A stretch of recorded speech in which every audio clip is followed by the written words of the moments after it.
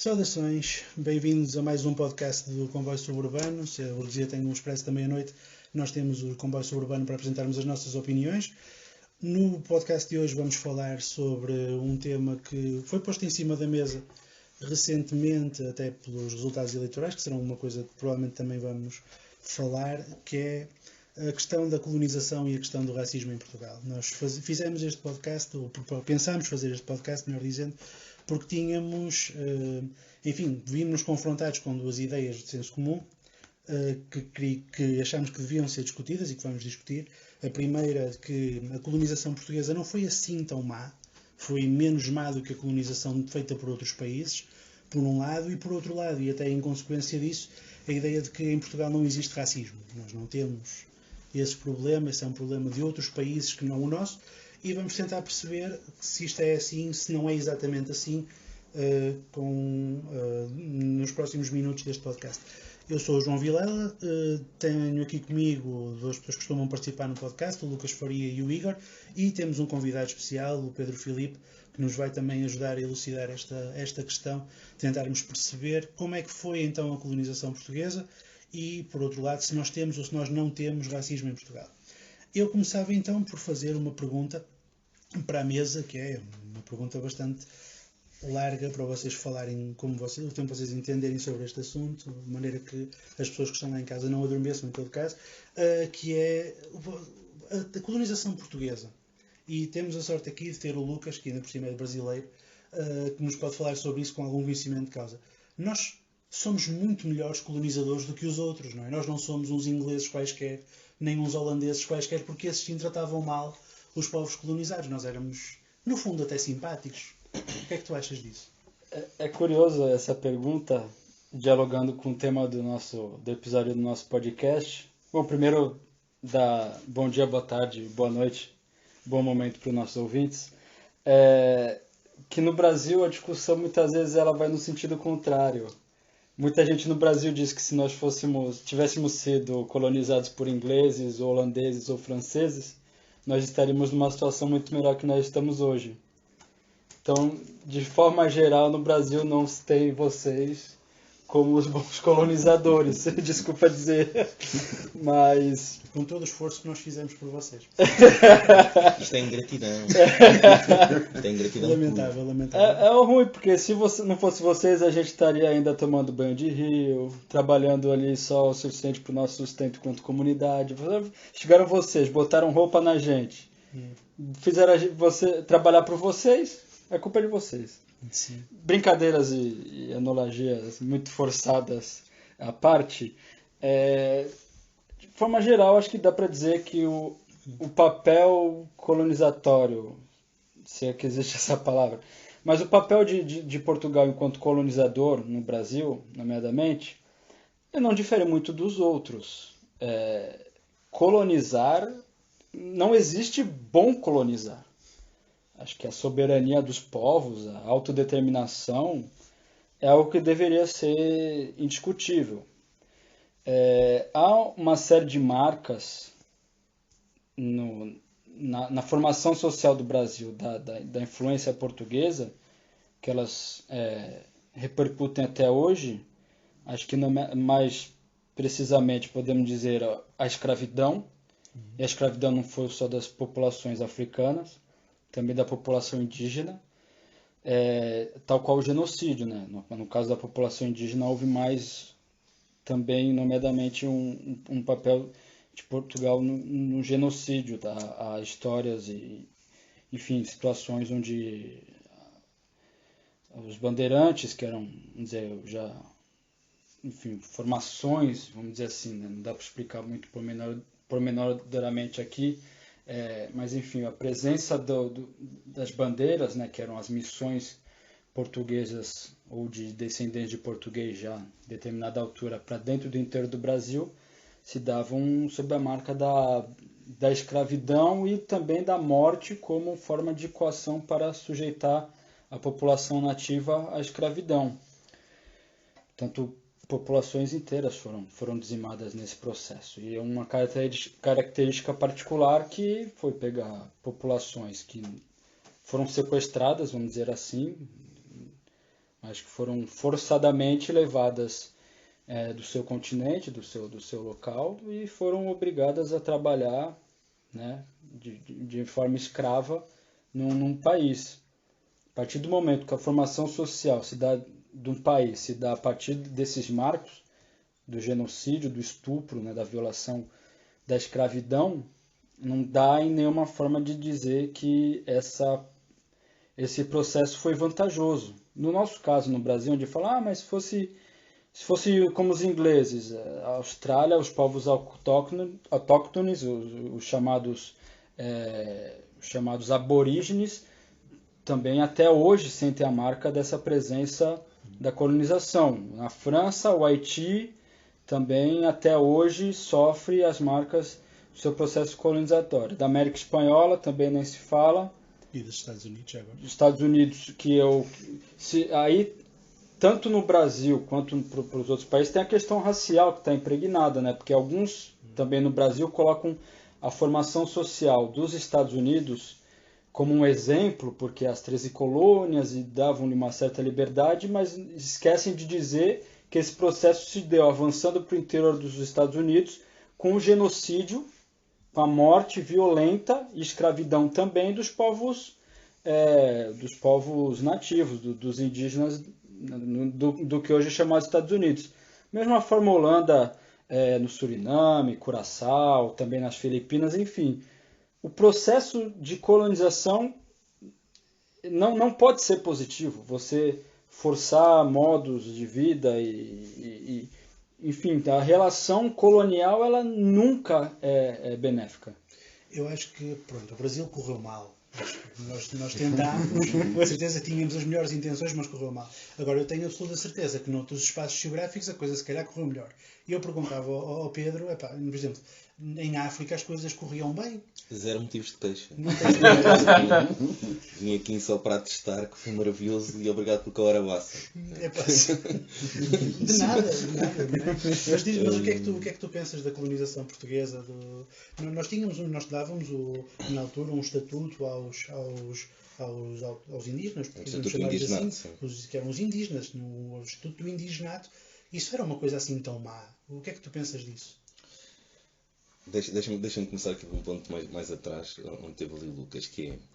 Eu não percebo porque é que Portugal tem este complexo, mas Portugal tem este complexo em relação a várias coisas no seu passado. Que é, olha para o seu passado, e além de já terem passado vários anos, podia por isso simplesmente aceitar que fizemos este tipo de asneiras, faziam na altura, isso é discutível, mas fizemos-lo, pronto. Há N países que já o fazem hoje com mais ou menos abertura, hoje em dia com este Papa, até a Igreja já o conseguiu fazer e pedir desculpa. Portugal ainda não conseguiu fazer porque Portugal não sente motivo para pedir desculpa porque sente que não fez nada de errado. E se há alguém com quem eu fico muito revoltado mesmo é com os professores de História, porque eu não percebo como é que os professores de História conseguem, e estou a olhar para ti diretamente, conseguem durante anos lecionar uma matéria da forma como ela é lecionada em Portugal, desprovidos de qualquer tipo de valor, como dizer, qualquer tipo de crítico em relação ao que é dado. Eu lembro-me quando era mais novo, não é? Eu não percebi, mesmo sendo negro, eu não percebi, à partida, a maldade daquilo que me era lecionado. Porque reparem, até os termos que são usados, os eufemismos como Portugal fazia comércio triangular. E parece verdadeiramente que estamos a falar de objetos aqui. É de facto algo que as crianças se orgulham. A festa do meu filho, que anda na pré-primária, foi sobre isto, foi sobre os descobrimentos, como os descobridores chegaram nas caravelas, depois havia uns meninos que faziam disto e de índios, e a gente era recebida de braços abertos. Porque esta é a mensagem que ainda hoje é passada nas escolas. E estamos a falar pré-primária, mas chegámos até ao secundário, ela ainda é vista. Ainda ninguém te diz quantas pessoas morreram naqueles processos, ninguém te diz quantas famílias foi preciso separar, ninguém te diz os métodos que eram usados para controlar aquelas populações. Porque não se pensa que se chega numa caravela com 100, 200 pessoas a um sítio que tem milhares, milhões, e de repente se controla todas aquelas pessoas por aquela conversa de nós demos umas contas e uns vidrinhos, e depois não é assim que se controlam populações. É como, basta ir às Torres do Tombo a ver artigos históricos de Vasco da Gama, não é? Pegava em gente, metia em caravelas, incendiava-os, obrigava todos os outros a verem, e é assim que se controlam populações. É pelo medo, é pelo terror. A palavra terrorismo nunca é ligada quando são os Estados a fazer uma coisa. Sim. São Estados a fazer uma coisa, são os exércitos, está tudo bem. Branco nunca é terrorista. Não, é o É um lobo solitário. E quando não é lobo solitário, é como é o corsário, não é? O corsário que às vezes já não deixa de logo de ser pirata, já é sobre a bandeira, é uma coisa completamente diferente, mas é sobre o terror que se controlam populações. E é um terror que foi instituído e foi prolongado durante 500 anos. Mudaram os hábitos e mudaram a forma de o fazer, mas foi perpetuado. E, e foi assim que foi o colonialismo. E a herança disso sente-se ainda hoje. Igor, estava à honra do convento, pá, por favor, explica-nos que tu, pá, nós temos uma expressão que é o lusotropicalismo. Que diabo, nós criamos aqui uma espécie de unidade de gente que vai do Minho até Timor e que no fundo somos todos irmãos, somos todos primos. E a mulata, muitos portugueses têm aquela coisa, nós criámos um mulato e um mulato, Sim, não é é bom. É uma dádiva. Sim, E o Unesco nem reconhece. Exatamente, património imaterial ou material, ninguém sabe, mas de qualquer forma, o que é que tu tens a dizer sobre este assunto da colonização? Olha, antes de mais, saudações a todos. O que é que eu tenho a dizer sobre a colonização? Vamos aqui por... Como diz o outro, vamos por partes. Bom, desde logo, o termo colonização é obviamente um termo com uma carga negativa. A colonização pressupõe uma invasão. Uma invasão, quanto mais não seja geográfica, desde logo. Quando se faz essa comparação a colonização portuguesa não foi tão má quanto a... Normalmente até com a espanhola, porque era um país vizinho e Portugal disputou diretamente com Espanha os territórios, nomeadamente na América do Sul, ou na América Latina. A comparação com a Espanha, obviamente Portugal dizimou menos gente que Espanha. A diferença é essa. E dizima por duas razões. Primeiro, vai para áreas com uma densidade populacional menor. Aquilo que é hoje o Brasil tinha muito menos população do que os aztecas, por exemplo. Os aztecas eram uma civilização já bastante desenvolvida na época. Aliás, a capital azteca, que é mais ou menos onde é hoje a cidade do México, tem um nome, enfim, um bocadinho pronunciável, que agora não vou aventurar. Enfim, a maioria dos académicos são mais ou menos consensuais em dizer que seria, porventura, a terceira maior cidade do mundo naquela época.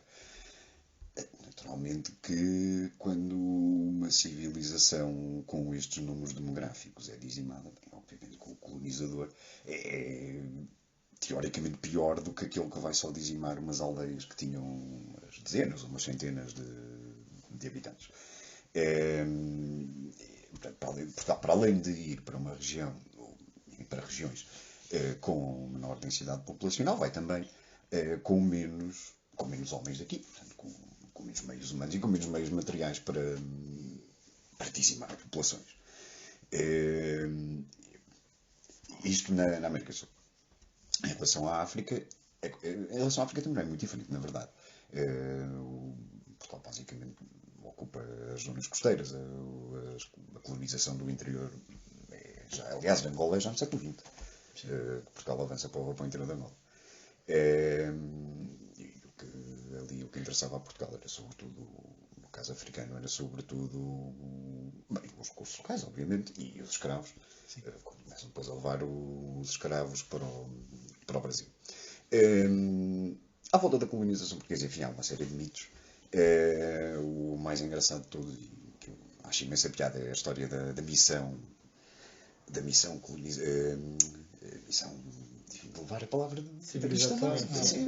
É missão civilizatória, exatamente.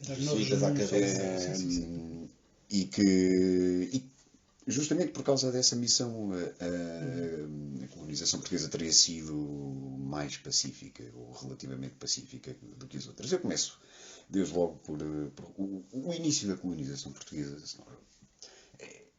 É com batalhas no norte da África, quer dizer, Portugal invade Ceuta, depois mais tarde vai para Tanger e perde lá, e Alcácer Quibir e etc. Assim, portanto, Pacífico, acho que estamos conversados desde logo, inicialmente. Começa a avançar por África abaixo, porque não tinha armas para se estabelecer no norte da África contra as entidades políticas locais, que eram já bastante desenvolvidas, até do ponto de vista militar. Portanto, acho que quanto à violência estamos conversados. Depois, quanto à questão civilizacional e de espalhar a palavra da civilização, Portugal, a expansão marítima portuguesa é uma expansão capitalista, ou vá pré-capitalista, na altura seria o mercantilismo. Quer dizer, aquilo é feito em associação com os genoveses. A exploração dos recursos, primeiro nos Açores e na Madeira, e depois ao longo da costa da África, ainda na altura mais ainda até ao Cabo Bojador. Aquilo era um consórcio luso-genovês, depois com o Estado português a financiar com dinheiros públicos uma frota ou umas frotas privadas de genoveses. Portanto, acho que está tudo dito quanto à natureza material do colonialismo português. Isso do lusotropicalismo, isso aliás é uma invenção retórica relativamente recente, que se usa depois para embelezar essa história toda. Nem dou muito crédito a isso.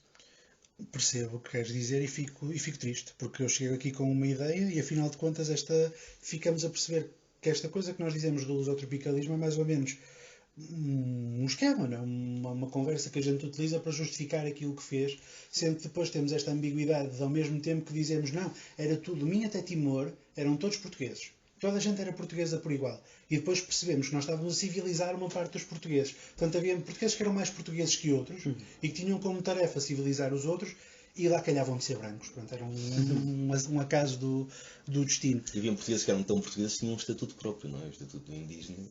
Eram tão portugueses que eles tinham um estatuto só para si. Exatamente, pronto, ok. Havia vários tipos de portugueses. Há que ver a coisa do ponto de vista, desse ponto de vista, que no fundo é... Sim, e é um estatuto que vai durar ainda... já século XX adentro, se não estaria. E eu diria que só acaba porque, a partir de determinada altura, depois da Segunda Guerra, começas a ter dificuldades em explicar. É nessa altura que nós deixamos de ter colónias no sentido formal e passamos a ter províncias ultramarinas e acabamos com uma série de coisas. Aliás, isto é uma coisa que eu gostava de perceber e perguntava-vos aos três. Como é que um país que não tem colonialismo, nunca colonizou, civilizou os outros, ajudou os outros, foi fazer uma missão, cumprir uma missão histórica, se calhar, tem uma guerra colonial que dura 13 anos. O que é que falhou ali? Fomos nós que não explicámos bem a nossa missão? Foram as outras pessoas que eram, como estava a dizer o Pedro há bocado, profundamente ingratas e não perceberam o esforço e o investimento que fizemos para as ajudar? Como é que isto se explica? Como é que nós temos uma guerra colonial de 13 anos em 3 países quando nós não estávamos a fazer mal a ninguém? Pedro, tens alguma opinião sobre isto? Não consigo perceber, é também algo na nossa história que sempre me fascinou, ou seja, um território super consolidado, não é? Do Minho a Timor, e de repente tens ali três focos de rebelião que deram essa guerra que se chama colonial. Além que não tem colónias, logo o nome da guerra é contraditório. Atenção que a guerra colonial é um termo dos comunistas. Porque era a guerra ultramarina. É uma guerra civil. Uma verdadeira guerra. Os meus amigos de indignação e revolta me passa bem já agora. Ou seja, isto vai sempre dar aqui ao ponto que eu referi no início, que é Portugal a usar eufemismos e na negação da sua própria história. E é uma negação que eu confesso, eu não sei quem é que aproveita. Não parece que aproveita ninguém. Claramente não aproveita as pessoas que viveram aquele tempo. Claramente não creio que alguém precise disto. Ou se calhar há quem precise. Para ir para a cama dormir descansado. Mas que continua a ser esta a narrativa que é contada. E continuamos a levar com este tipo de iniciativas. E continuamos a levar com museus dos descobrimentos. E continuamos a levar museus de descobrimentos que não falam numa única palavra da escravatura e de tudo o que isso gerou. E das repercussões que isso ainda tem na sociedade de hoje, nas repercussões que as diferenças raciais instituídas há 500 anos ainda se fazem repercutir hoje, até na linguagem, até nos hábitos, até em tudo, mas já lá vamos, não é? Isso é autoflagelação. Uma vez eu tive um tipo a dizer-me isso na internet. Estava-lhe a dizer porque é que o Museu dos Descobrimentos não fala na escravatura. Ele disse, porque isso seria autoflagelação, não é um museu para nos autoflagelarmos por aquilo que fizemos, que nem sequer fomos nós que fizemos, foram os nossos antepassados. E nós não estávamos cá para impedir, não é? Foi esse o argumento que me deram na altura. Se calhar mesmo gente que precisa disso para dormir bem à noite, eu é que sou ingênuo. Mas eu não vejo como é que isso possa trazer alguma coisa de bom. Lucas, tu tens alguma opinião? Porque como é que isto acontece? Como é que nós temos uma guerra colonial de 13 anos quando não estávamos a fazer nada de mal? Acho que é tão simples que acho que quem está ouvindo entendeu. Não faz sentido, é uma narrativa muito canalha, é uma narrativa cínica de não entender, é, não entender o que se fez, não querer enxergar, né? É, há estudos de que, enfim, as condições de trabalho para os povos nativos, né? Mesmo quando já não havia escravidão, e nós estamos falando de século XX, eram no que hoje se chama análogo à escravidão, de salários e coisa.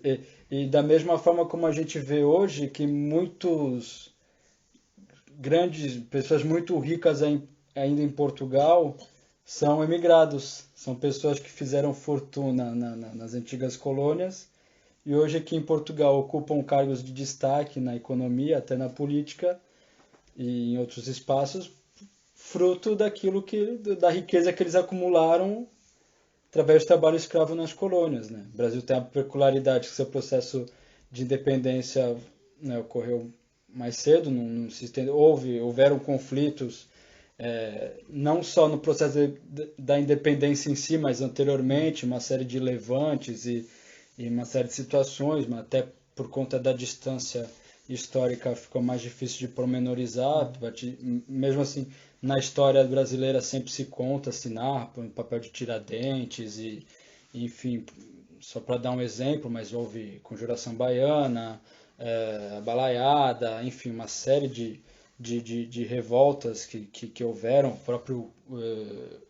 o próprio Zumbi dos Palmares, né, com a questão da escravidão. Na altura o Brasil era uma colônia de Portugal.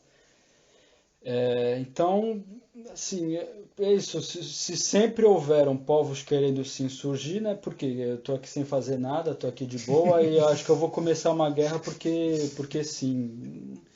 E vou ser dizimado, vou morrer Não tem nada para fazer. porque não dá para fazer, entendeu? Acabando de retomar um pouco do início, como é o que pode dar de bom, né, até dialogando com o presente, talvez até me adiantando, porque hoje se fala muito, porque eles vieram aqui, agora que eles vêm aqui viver o bom, eles estão se queixando do que a gente fez. É isso. Por que eles vieram para cá? É que eu acabo sendo às vezes muito, talvez até demais franco, muito direto, mas é que fizeram tanta merda, é que exploraram, escravizaram e sugaram aquilo até a alma, que as pessoas têm que vir para cá ter um mínimo de dignidade, porque é complicado e isso não é uma coisa que é nova. Vou falar, tu é brasileiro, tá há mais de 200 anos teu país é independente. A marca fica. Se você funda uma nação a partir da escravidão, não tem como aquela coisa por curto prazo de tempo dar certo. Quando a gente fala dos países africanos, isso aconteceu ontem numa perspectiva histórica. Então, se tivéssemos deixado lá ficar alguma coisa, eles não vinham para cá à procura daquilo que nós trouxemos em primeiro lugar. Se calhar tinha sido mais fácil assim. O Pedro há bocado perguntou quem é que aproveita esta narrativa do lusotropicalismo e da colonização exemplar e do vinho até Timor. Igor, consegues dizer-nos mais ou menos a quem é que tu achas que aproveita este tipo de conversa? Aproveita quem quiser pegar nela. E o mais espantoso é que quase toda a gente pega nela em Portugal, da direita, obviamente, à esquerda. Tanto é que este debate sobre a natureza do colonialismo português e as características violentas e materiais perdão, a base material e as características violentas do colonialismo português é um debate recente. É recente e só agora é que está a aparecer no mainstream. Sim. Muito graças a termos comunidades afrodescendentes que falam disso, porque se estivéssemos à espera dos académicos portugueses de lei, estávamos tramados, porque nunca na vida se falava. Eu acho que o registro mais antigo que eu me lembro pessoalmente de falar foi Malta, até do punk, em 90 e troca ao passo, que eu achei aquilo espantoso. Fizeram, na altura, fez-se uma compilação de várias bandas portuguesas que era contra a comemoração aos 500 anos, o que era do Descobrimento. Eu achei na altura, eu era miúdo, tinha 15 ou 16 anos, nunca tinha ouvido falar mal dos descobrimentos. E achei espantoso. E a partir daí fui. Não digo que tenha sido a partir desse momento, mas foi eventualmente o início.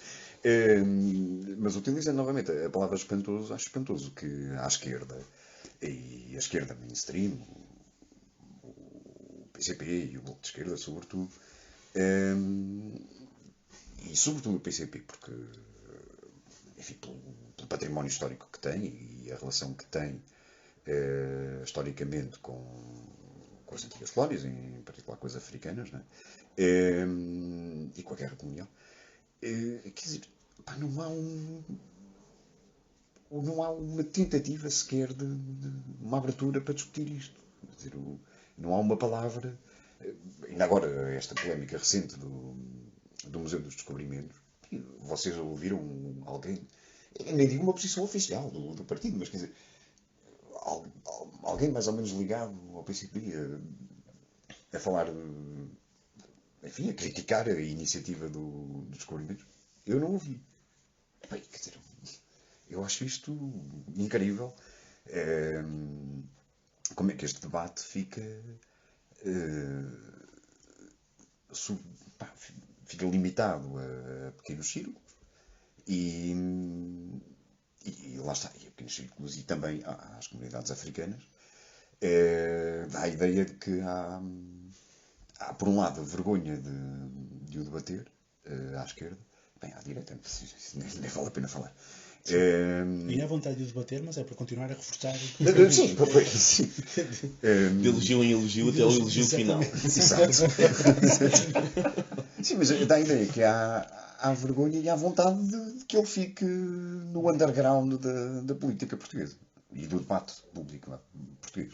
Há um pouco o medo de, falando desse assunto, estares a ir contra os sentimentos nacionais, para citar o nosso amigo búlgaro, não é? Ir contra os sentimentos nacionais da população maioritária, que no fundo forma a sua identidade nacional, achando que ser português é uma coisa boa porque nós fizemos os descobrimentos. Portanto, esta coisa de nós irmos junto da população portuguesa, dizer, amiguinho, o teu grande motivo de orgulho patriótico é uma chacina contínua de índios, africanos e asiáticos, é uma coisa que se calhar não corre lá muito bem. Patriótico e de esquerda. O Bento Gonçalves escrevia mais ou menos isso quando já estava preso no Tarrafal. Isto é verdade. Não, mas é isso. Há uma grande... história da política nova. Isto permite-nos saltar para o ponto seguinte, que há um problema complicado em afrontar esta construção da identidade portuguesa como sendo uma coisa... Os portugueses são bons, os portugueses têm um papel histórico, porque os portugueses fizeram os descobrimentos. Isto é curioso, porque eu tinha aqui um ponto em que eu ia fazer uma graça e dizer, bom, ok, nós tivemos o racismo, tivemos o colonialismo, mas isso foi até ao 25 de Abril. No 25 de Abril, nós... damos a independência às colónias, eles não conseguiram nada, nós fomos um presente, peguem lá a vossa independência, e a partir daí nós vivemos numa sociedade democrática, e nessa sociedade democrática não há racismo em Portugal. Acabou. Não acabou. Mas como assim racismo em Portugal? E portanto tenho o prazer e o privilégio de ter aqui um imigrante brasileiro e ter um afrodescendente. Eu, começando pelo Pedro, porque é nosso convidado, pergunto, Pedro, não há racismo em Portugal, pois não? Não há. Eu achei que íamos aqui só os quatro concordar com isto. Que este podcast teria 2 minutos no máximo. Ser uma grande celebração. Como tudo está bem e não há nada para corrigir. Está bem, o racismo acabou nessa data. Não, há racismo em Portugal e há racismo institucional em Portugal, que é o mais gravoso. Ou seja, já não estou aqui a falar aqui dos indivíduos individualmente considerados, passa a redundância, não é? Onde esse será sempre quase, eu diria, impossível que termine um dia chegamos a um mundo onde bem, não há ninguém racista. Eu estou a falar mesmo de racismo institucional, que é sempre que me preocupa mais. Há instituições que são profundamente racistas. E isto é notório. A polícia é sempre o caso mais visível. E é sempre a maior luta. Quando alguém diz, a polícia é racista, e levas sempre com esta resposta, que é, Ainda que 1 ou 2 elementos sejam racistas, não quer dizer que toda a polícia seja racista. Não vamos generalizar. Tu é que és racista se dizes que a polícia é racista. A polícia nem vê cor. Somos todos verdes, ela só bate nos verdes escuros. Ainda assim, todos verdes. Somos todos verdes, ela só bate nos verdes. Não vê cor. Não vê cor. Não, mas é óbvio e é por mais evidente que a polícia é uma instituição, pá, que tem uma gente racista que já está mesmo muito enraizada, desde os dirigentes até o próprio agente que começa agora a fazer a sua formação. E isto é-me dito por pessoas que estão lá dentro. Ou melhor, o mais chocante disto da polícia é que isto é dito em todos os relatórios que já se fizeram sobre o assunto. Isto é dito pela pessoa que era o número 2 do maior sindicato da polícia, que teve que fazer uma tese para a faculdade, coitado, e teve que fazer uma tese sobre racismo em Portugal, e concluiu que a polícia era racista. Resultado, foi afastado do sindicato. Toda a gente que grita o rei vai nu é acabada por ser posta de parte. Isto é dito por os serviços secretos. Há pouco tempo também fizeram um relatório onde alertavam para o perigo que a extrema-direita estava completamente enraizada na polícia portuguesa. Isto é dito pelo Mamadou Ba, que todos os dias o Mamadou Ba praticamente diariamente publica ameaças de morte que lhe são dirigidas por pessoas que depois no Facebook e fazem isto abertamente. E alguns são polícias. Não é isto, ou seja, pessoas que são polícias, são agentes da autoridade das várias, da PSP, da GNR, PSP é pior. E nada lhes acontece. E quando nada acontece nestes casos, é aí que tu percebes, tipo, então quer dizer que a instituição está de acordo com isto. Ou se não está, fins que não vê e é a mesma coisa que está. Porque permite que alguém que faz declaradamente acusações racistas, ameaças fundadas na cor da pele, preto vai para a tua terra, macaco fazia-te isto, fazia-te aquilo, continua a ser polícia a patrulhar bairros como a Amadora. Foi mais que provado, naquele caso dos jovens daqui da Amadora, não é? Que não foram só aqueles que foram que os aprisionaram dentro da esquadra, que os torturaram, foram todos os outros que deram guarida àquilo. Ninguém viu nada. Foram todos os outros que chegaram outro dia e está uma esquadra cheia de sangue e por isso mesmo limpam o sangue, limpam a esfregonazinha e está tudo bem. Foram todos os outros que foi provado que foram mentir a tribunal. Mas eles continuam todos a ser polícias. Eles continuam todos a patrulhar a mesma área geográfica. Não aconteceu nada. Meia dúzia de penas suspensas, que é sempre, em Portugal, os nossos tribunais são espetaculares, porque políticos e polícias levam sempre penas suspensas. E havia um que, por acaso, já tinha uma pena suspensa, e por acaso já tinha outros casos de acusações de racismo, como já tinha outra pena suspensa, olha, fica-me dentro, mas mesmo só por causa disto. É aquela grande montanha que tem que parir um rato. Tens que fazer todo aqui um mega processo para dizer as instituições estão a funcionar, o que é que saiu das instituições, todos uma grande pena suspensa, amanhã estamos todos na esquadra outra vez. É patrulhar os mesmos indivíduos. Nada mudou. Absolutamente nada mudou. Depois dizem, não, a polícia não é racista. É claro que é. Porque se tens uma instituição que compactua com indivíduos destes, então é o quê? Ou então o que é que era necessário para a polícia ser racista? Eu vou começar a fazer a pergunta ao contrário. Okay? O que é que eles têm que fazer até que a maior parte das pessoas diga que, de facto, há aqui algum racismo institucional? Quer da parte da polícia, quer da parte dos tribunais. Eu estou sempre a dizer uma grande coisa, ok? Sabem o que é que a polícia bate nos negros em Portugal? Porque pode. A polícia sabe que nada vai acontecer. Eles sabem que vão ao tribunal, o negro vai perder todo partido. Epá, havia um destes jovens da Cova da Moura que eles disseram que não se lembravam de ter tocado, deram-lhe um tiro. Ou não entrou no hospital com uma bala alojada. E ninguém acreditava que não tocaram, não tinha dado a distância. Foi um tiro, ok. É factualmente certo. Sim. Deu um tiro. A verdade, o arma que disparou e tal. Nem lembrava que tipo. Pá, e depois em tribunal anda toda a gente. Fazem-o porque podem e sabem que há uma camada de impunidade. Se isto acontecesse num bairro em Carcavelos, as repercussões eram enormes. E por isso é que não acontece. Sim. Porque as pessoas têm consciência de, se eu bater em alguém que mora numa área em Carcavelos, numa área urbana, que é branco, isto não vai ter aqui um grande problema. Não. Mas isto feito no Cova da Moura, não se passa nada. Porque há uma grande parte da população que não olha para aquelas pessoas como indivíduos, como seres humanos. Eles são pretos, que estão ali. E os pretos, é tratá-los como pretos. Permite-me discordar só aqui de uma coisa. Eles num bairro desses, num bairro de brancos, num bairro rico, não o fariam porque por saberem à partida que lhes podia acontecer alguma coisa e ficarem presos. Não, eles não fariam porque são racistas, porque ali moram brancos. Exato, eles não fariam porque eles sabem que não é assim que se tratam pessoas. A questão é essa, é mesmo uma desumanização. Eles fazem na Cova de Amor, eles fazem na Damaia, eles fazem na Buraca, porque para ali não são pessoas. Sim, é um pouco isso. Esta concepção de que os portugueses são brancos à cabeça, que está na cabeça de todos os polícias que participam nestas coisas, leva-os a concluir: eu tenho de tratar os brancos como meus concidadãos e posso tratar os que não são brancos, sejam os negros, sejam os ciganos, sejam os... Já falaremos dos brasileiros daqui a pouco, sejam os asiáticos, seja quem for. Se não é branquinho, eu posso tratar como eu bem entender. Porque ele não pertence aqui. E porque não pertence aqui, eu tenho uma espécie de livre trânsito que eu me atribuo a mim próprio e que a comunidade reconhece que eu tenho. E tem porque juridicamente ninguém o ataca se ele matar um brasileiro ou um cigano. Já mataram uma brasileira? Já mataram uma brasileira. Mas quando isso também são milhões, não é hoje. Mas são sempre a queixar. Esta esquerda está sempre a queixar. Nem há repercussões sociais ou mediáticas. Pelo contrário, há páginas de apoio ao guarda, o Hernan, há páginas de apoio aos polícias, coitados, há páginas de apoio a tudo isso. E é só antes do Vilela dar continuidade, é porque eles agora eles têm um porta-voz na merda do parlamento, e eles sempre vêm com a ideia de que porque olha como os policiais estão sendo mais agredidos na rua. Eu, que venho de um país onde a letalidade policial é de outro patamar, e se tu for pegar esses casos onde eles são agredidos, pelo que eu não sou um profundo pesquisador, mas que eu vi, como aqui a polícia ainda, em alguns lugares, ela ainda tem um grau, mesmo nos lugares mais, onde ela se mostra mesmo que ela ainda não está no grau do Brasil. Não que isso seja algum tipo de atenuante. Isso é bárbaro, isso tem que ser combatido, e eu tô ainda bem que alguém está falando isso aqui. Mas se você for ver esses casos onde eles são agredidos, são coisas em zonas rurais e aquela coisa, porque a polícia em Portugal, no Brasil, eu acho muito dificilmente aconteceria de estar resolvendo ali uma coisa menor, uma briga entre vizinhos, e acaba sobrando para um policial.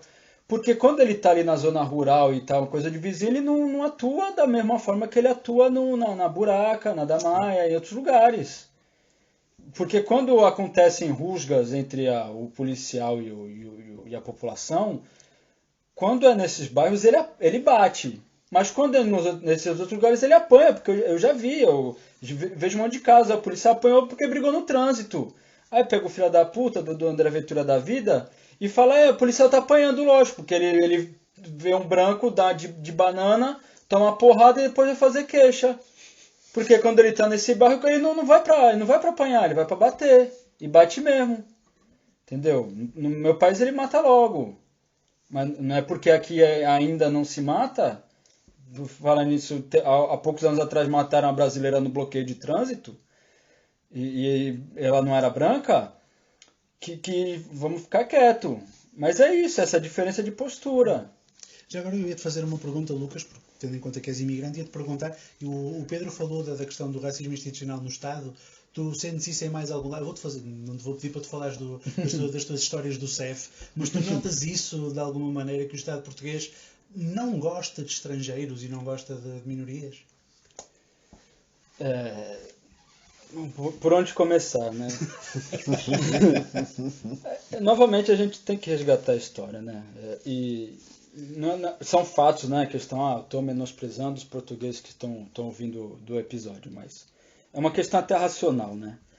Por que Portugal, onde pouco se produz, até onde eu sei poucas riquezas minerais, ouro, diamante, petróleo, gás, aço, metais e coisas não tem, a produção agrícola também malemar para consumo interno, e o Brasil, que é um país gigante e tem rico em minérios e na produção industrial já nem tanto, agrícola e tudo, as pessoas são obrigadas a deixar o Brasil para vir morar para Portugal.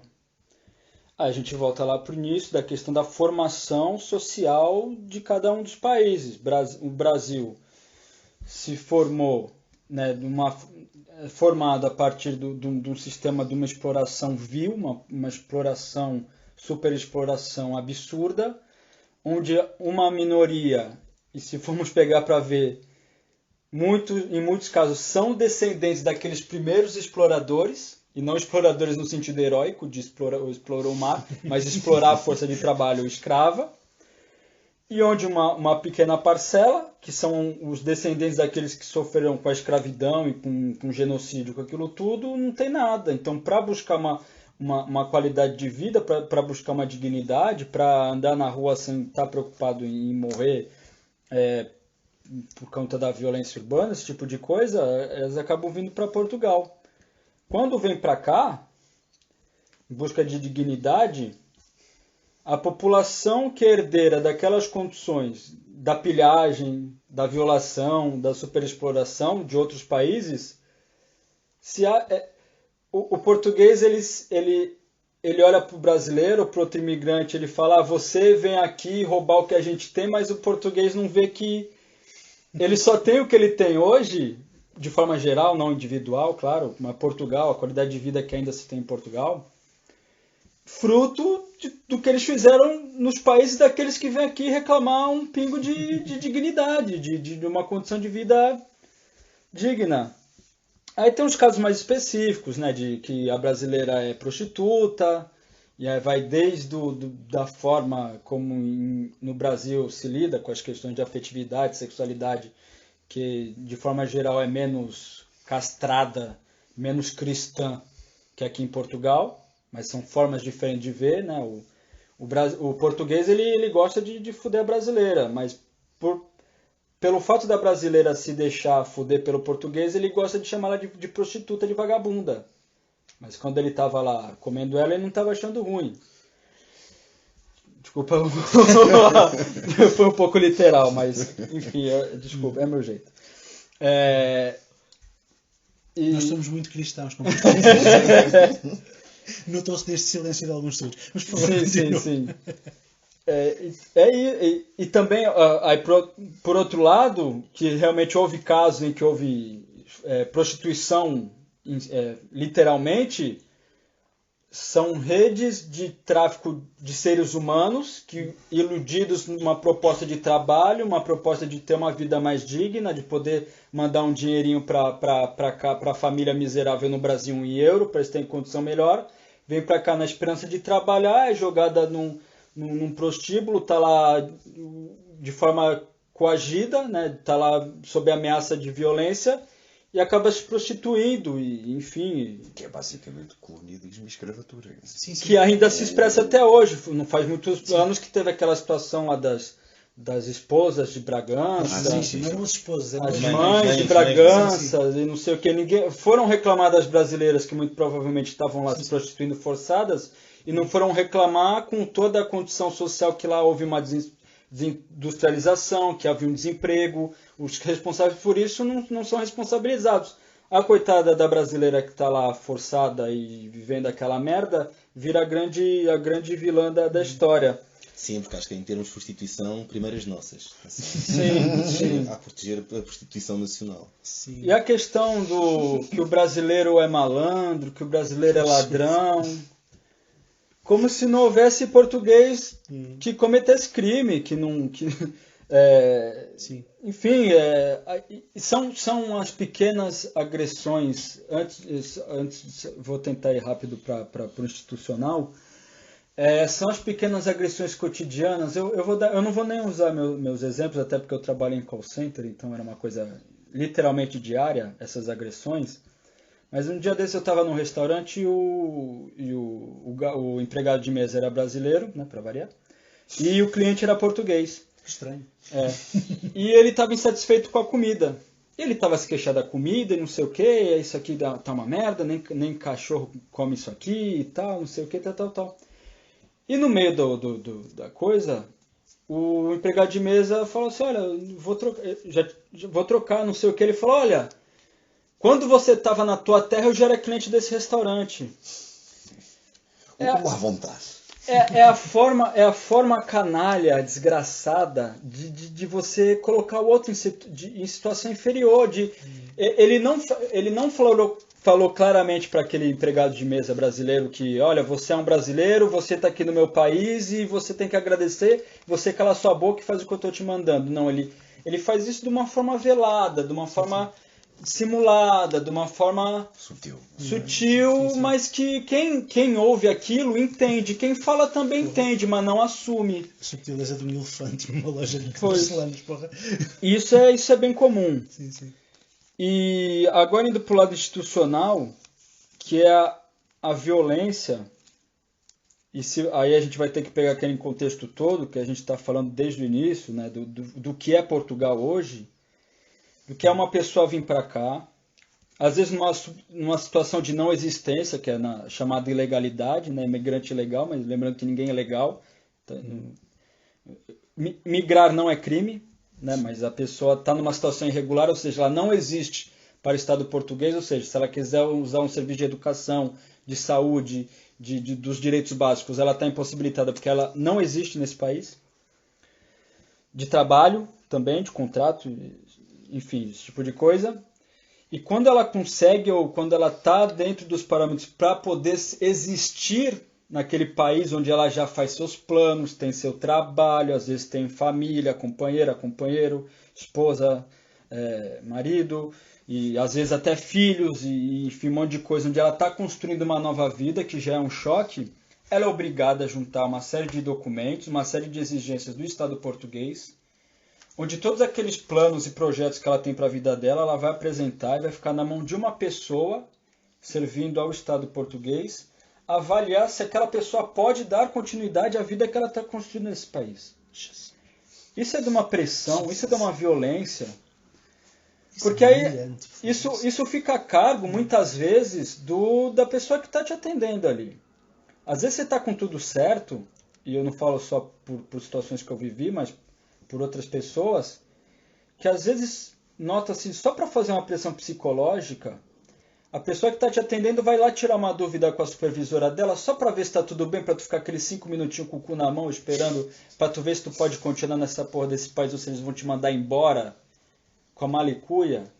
Isso quando eles não mandam embora no aeroporto, isso quando eles não mandam embora... Uma vez eu nunca morei por aqueles lados, mas uma vez estava passando ali pela estação da Amadora, por acaso, e a bofa estava pedindo documento. E eu sei que naquele dia muita gente foi mandada embora. Se essa pessoa pôde ir em casa, pegar as coisas dela, se aquela pessoa pôde se despedir da família dela, dos amigos que moram aqui, eu não sei. Mas o Estado português pôde pegar essas pessoas e mandar embora para o país dela, sem saber o que espera elas lá, e sem saber o que ela construiu aqui. Então, é isso. E sabes o que é que aconteceu ao patrão que estava a empregar essas pessoas? Os patrões estavam a empregar essas pessoas, enfim, em subemprego e em situação de absoluta precariedade, fruto, lá está, da indocumentação. Não aconteceu nada. Na Inglaterra eles fazem de propósito. Sim, que eu tenho certeza que aqui também não há de ser casual haver tantos casos destes. Tu perguntaste os Estados, desculpa, perguntaste os Estados, ou se Portugal gostava de imigrantes, mas eu acho que todos os Estados ocidentais, gostando ou não, têm a certeza que precisam de imigrantes. Sim. E têm a certeza que precisam de imigrantes nesta situação de vulnerabilidade e precariedade. Porque é preciso toda uma massa de trabalho, toda uma massa laboral, toda uma massa de esforço humano, disposta a fazer os trabalhos que os naturais não querem fazer, a preços que os naturais nem nunca sonhariam fazê-los. Basta ir hoje em dia ao Colombo, vais ao McDonald's, ao KFC, e tu vês ali uma massa de corpos negros, de imigrantes brasileiros, basta ir ao Alentejo e veres quem está a trabalhar nas plantações do campo, que são gente do Bangladesh, gente da Índia, gente do Paquistão. Todos os Estados ocidentais precisam e muito de imigrantes, mas precisam deles nestas condições. Exatamente para que consigam sempre jogar. A arquitetura do capitalismo europeu neste momento está muito dependente da mão de obra imigrante no território europeu. Sem ela nada se faria. As grandes obras foram feitas em Portugal, as autoestradas, farciam-se em imigrantes. Por que todos os imigrantes vão trabalhar para a construção civil, não é? Eu me lembrei agora de uma situação engraçada. Esses tempos eu estava vendo uma reportagem na TV sobre o Brexit. E aí perguntaram para um português em Londres o que ele achava. Ele falou, isso aqui não vai passar sem acordo, sabe por quê? Porque eles não vão botar os ingleses para fazer o que a gente faz aqui pelo preço que eles pagam. Sim. Eles não vão pôr os Ele imigrantes. falou literalmente isso. Ele falou, eles não vão mandar a gente embora porque eles precisam da gente. Sim, sim. Não vão pôr um inglês a virar hambúrgueres no Burger King, isso não vai Sim, acontecer. e é muito sim. engraçado, porque vindo pra cá eu descobri que o povo português é um povo que migra muito. Eu Sim. conheço, sei lá, eu não me lembro de uma família de português que eu conheço a fundo pra saber como é que são as relações familiares que não tem um parente fora. Não existe. Na Inglaterra, na Suíça, na Alemanha, nos Estados Unidos, no Canadá, na França, no Luxemburgo. Mas mesmo assim o português trata o imigrante que nem merda. E malta que imigra, enfim, aqui generalizando um pouco, o português imigra porque aqui, coitados, só podem comprar um carro em segunda mão e viver em casas arrendadas e essas coisas, enfim, humilhantes, enquanto que a malta da África do Sul e de África vem para cá porque vem para cá Vai para a mesmo a Inglaterra também sério. por causa disso. Mas atenção, em abono da verdade, diga-se, é que os portugueses também não tratam bem os seus imigrantes.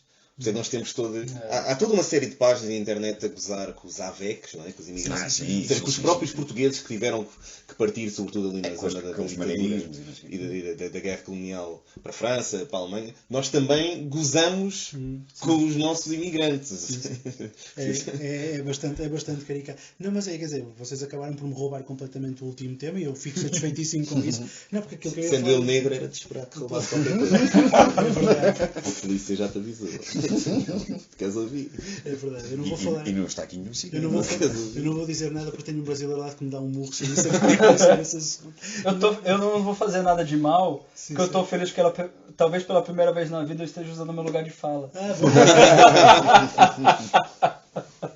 Pá, ótimo, fico feliz por ti. Não, mas basicamente, não, o último tema era essencialmente perguntar-vos precisamente isso e já agora faço a pergunta, esperando que vocês não se vejam obrigados a repetir coisas que já disseram. Porque eu acho que esta coisa, aquela cena do Holy Grail dos Monty Python, lá do tipo a dizer eu estou a ser reprimido por causa das classes, e ele, lá estás tu a ver classes em tudo. Mas há classes claramente aqui. O senhor do restaurante que o Lucas viu, quer dizer, aquele é claramente um trabalhador português, no limite, se quisermos pôr a coisa assim, muito provavelmente, que foi formatado de uma tal maneira que ele acha que, acima de tudo, eu sou branco como o meu patrão e não sou negro como o meu colega. Ou seja, eu tenho uma condição aqui que está na minha pele, que está na maneira como eu falo português sem sotaque, que está nas características que eu tenho, que me irmanam com a classe superior, que faz com que eu seja um tipo mais importante que aquele gajo brasileiro que me está a servir à mesa, e então eu agora vou achincalhá-lo e vou fazer com que ele perceba que eu sou mais importante que ele. E eu queria, francamente, perceber se vocês acham que isto será mesmo assim ou sou eu que estou a ver coisas. Vocês acham que toda esta construção da nacionalidade portuguesa como uma coisa cujo grande motivo de orgulho foram os descobrimentos, foi nós termos colonizado, foi nós termos descoberto, entre aspas, foi nós termos feito tudo isto serve precisamente para que, quando chegam cá pessoas que são de fora, a nossa relação com essas pessoas é: eu não sou como tu. Tu podes estar a trabalhar lado a lado comigo, na mesma bala, cheios de fuligem até aos olhos, mas eu sou branco e tu és negro, portanto eu sou mais importante que tu, e isto parte, isto desune a classe e faz com que não seja possível ela compreender os seus interesses comuns. Começo pelo Igor.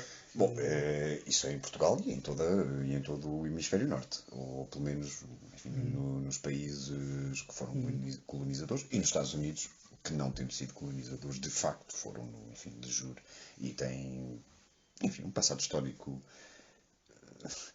Lá está, não foram colonizadores no sentido mais sintético da palavra, mas foram. Obviamente que sim, obviamente que o racismo é uma expressão política que aproveita muito ao capitalismo, aos patrões, por várias razões, e desde logo por essa razão de que divide a classe trabalhadora, inclusivamente nos estratos mais baixos da classe trabalhadora. Quer dizer, nós não estamos a falar aqui só sei lá, de um escritório qualquer, de uma empresa qualquer, ou até, enfim, da função pública, enfim, aqueles setores mais intermédios, onde há uma tolerância com o colega que é africano, que é brasileiro, ou que é asiático, ou seja o que for. Não, nós estamos também a falar do trabalhar em centro comercial, por exemplo, num restaurante qualquer, onde dois indivíduos que estão ali condições, enfim, miseráveis, como nós sabemos, mas que há um indivíduo que, por ser branco, que acha que não deve, se calhar, tomar a iniciativa enfim, de confrontar o patrão e até de lutar por melhores condições do seu trabalho, porque os meus colegas são pretos. Eu também daqui a 1 ano ou 2 já estou a trabalhar num sítio qualquer, ficam cá eles, eu que sou. Há muito isto nos estratos mais baixos da classe trabalhadora, e isto é particularmente preocupante. Lucas, tu achas a mesma coisa? Portanto, achas que esta questão do racismo, esta questão de que estivemos a falar desde o início da conversa, ela está feita, isto é programado para dividir os trabalhadores e os pôr uns contra os outros? Sim, eu tenho certeza que sim. É isso, né? Não se enxerga no outro, né? Não, essa divisão histórica, social, onde uma pessoa não consegue ter empatia pela situação do outro. Como eu disse agora, todo português tem alguém da família que migra, mas quando vê um imigrante ele sente repulsa, sente raiva e acha injusto e que veio roubar o primo, entre aspas, foi roubar a riqueza da França, mas quando o vizinho brasileiro vem roubar, entre aspas, óbvio, Portugal, ele acha ruim. O que me deixa assim preocupado com isso, até há algumas expressões já tem pessoas que estão tentando organizar passeios turísticos voltados numa perspectiva racial, de onde ainda não, nesse centro histórico de Lisboa há expressões de racismo, de tráfico de escravos e coisas do tipo. Por mais que, enfim, não vamos entrar nessa discussão, mas temos parlamentares eleitas que se identificam enquanto negras e, enfim, todos os limites da atuação parlamentar, mas de qualquer forma está lá.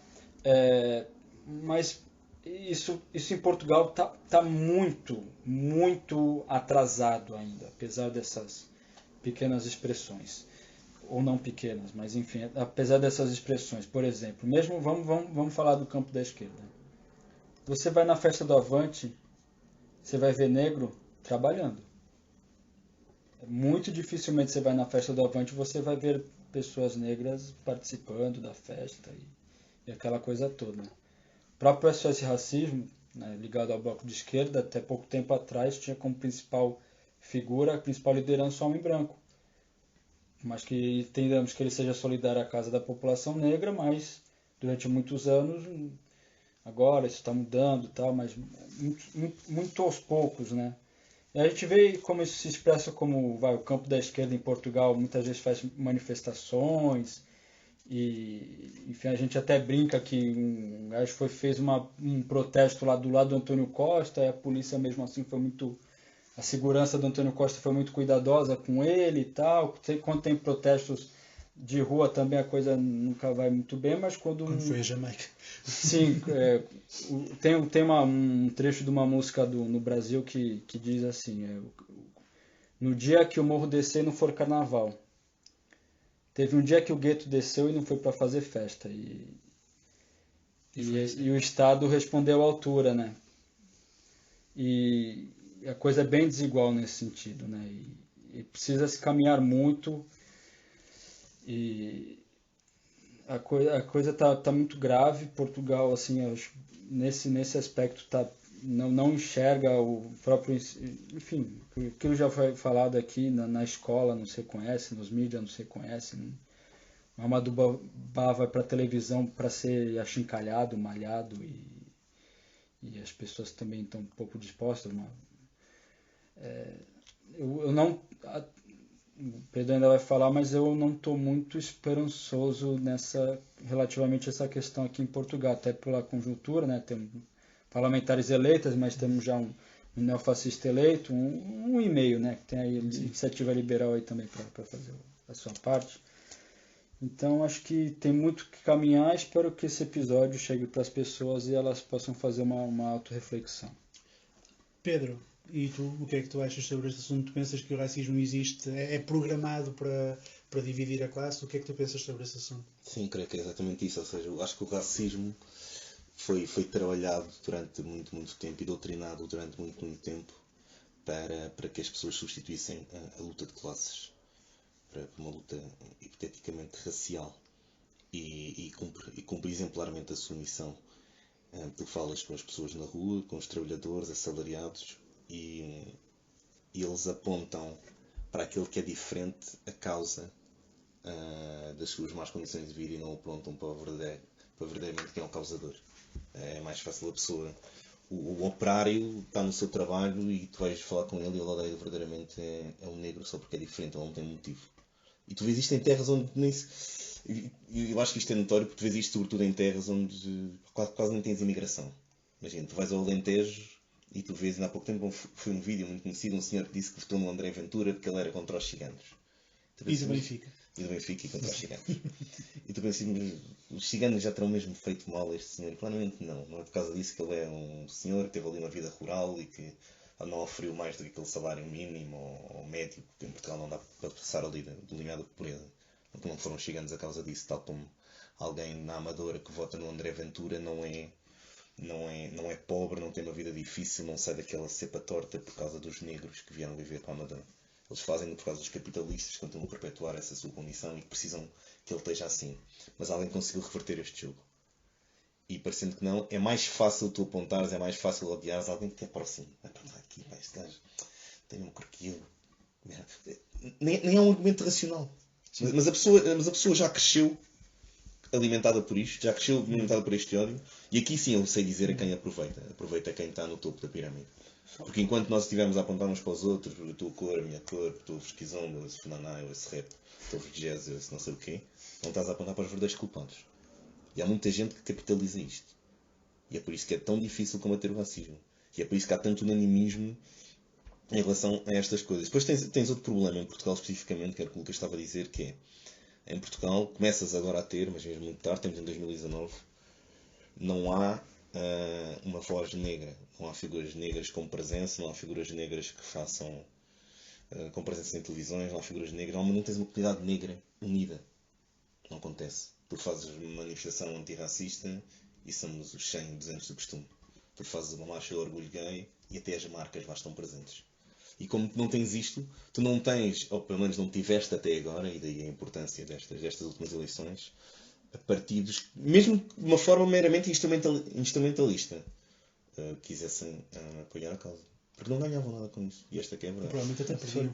Provavelmente, sim, perdiam. Por causa daquilo que falámos antes. Porque há toda uma questão identitária e as pessoas sentem-se, entre a minha polícia e aquele gajo preto na Amadora, estou pela minha polícia. Então, mesmo nos partidos mais à esquerda, o BE foi o primeiro mais arrojado, mesmo assim sempre timidamente. Sim, pois é. Sempre timidamente. Era uma questão retórica. Havia sempre elementos de BE nestas manifestações, diziam-se umas palavrinhas, mas mesmo questão sempre muito pacífico, sempre muito pela rama, sempre muito... Estamos aqui a representar quem? Estas pessoas não se fazem ver, estas pessoas não têm voz. Não vamos ganhar nada com isto, politicamente. Ias dizer qualquer coisa, Lucas? Só uma coisa que eu queria colocar, especificamente a questão da população cigana, que quando a gente tem esse desgraçado, esse bandido desse André Ventura, toda hora falando da questão de que tem gente, e se falando da população cigana, que vive de subvenções, que não fazem nada e não sei o que. E saiu esses dias um estudo que apenas 3,5%, né, do rendimento social de inserção oferido por si. O RSI que já de si é miserável. As pessoas têm trocos de miserável. Não sei se vocês acham que aquilo dá tipo 1.000 euros. Isso é nada. Euros, mas em média, fala isso que isso não é nada. A média que ela oferece é tipo 100 e tal euros. E não tem um filho da puta pra falar do que se dá pra banqueiro nesse país. E falar dos ciganos ali que... banqueiro, nem é preciso ir aos banqueiros. Qualquer empresa daí, qualquer empresa de esquina recebe subsídios muito superiores. Sim. A famílias inteiras. Esses sim são os verdadeiros subsídio-dependentes. Se há subsídio-dependentes em Portugal, é claramente a burguesia portuguesa. O debate já vai longo. Eu agradeci a presença de todos, agradeci a presença do Pedro, pá, que Obrigado pelo convite. esteve aqui a falar connosco. O Sr. Alentejano, eu lembro-me exatamente da frase do Sr. Alentejano. A frase do homem era: eu vou votar no André Ventura porque ele é do Benfica, diz mal dos ciganos e eu ganho uma miséria. A frase era esta. E isto está tudo O correlacionado. senhor tem de perceber. As prioridades. Não, mas a sério, o ponto fundamental aqui é: o homem ganha uma miséria e é preciso que o homem perceba que ele não ganha uma miséria por causa de cigano nenhum, de negro nenhum, ele ganha uma miséria porque vive em capitalismo. E pronto, assim terminamos este nosso podcast. Saudações.